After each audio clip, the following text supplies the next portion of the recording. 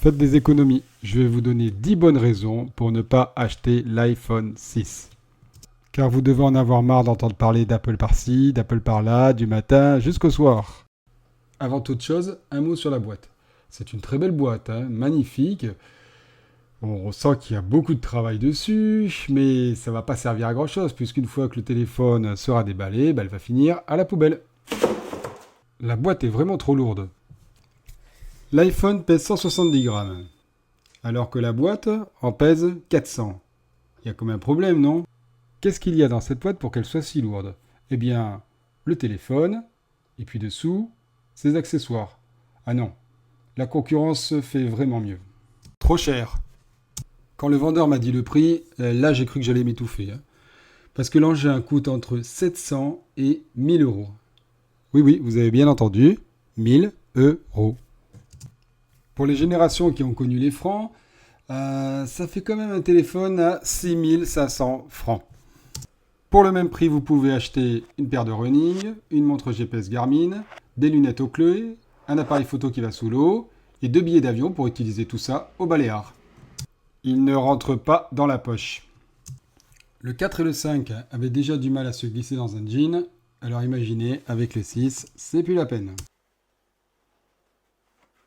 Le bouton d'arrêt est maintenant sur le côté du téléphone.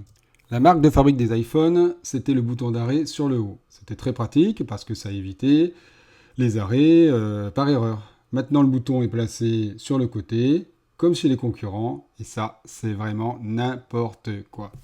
Même s'il a été viré du gouvernement, soutenons Montebourg.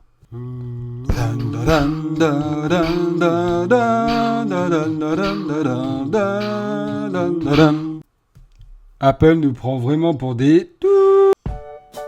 Il n'y a plus rien de compatible avec le 6.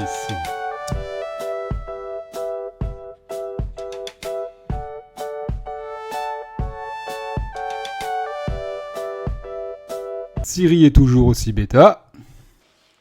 Siri, combien font 2 plus 2?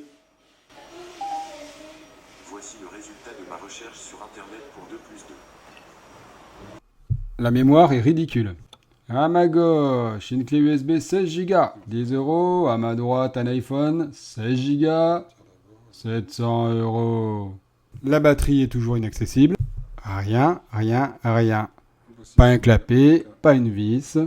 Impossible de remplacer la batterie lorsqu'elle est fatiguée. L'iPhone n'est toujours pas étanche. Ça fait 3 ans que Sony fait des téléphones étanches, mais qu'attend Apple pour faire de même?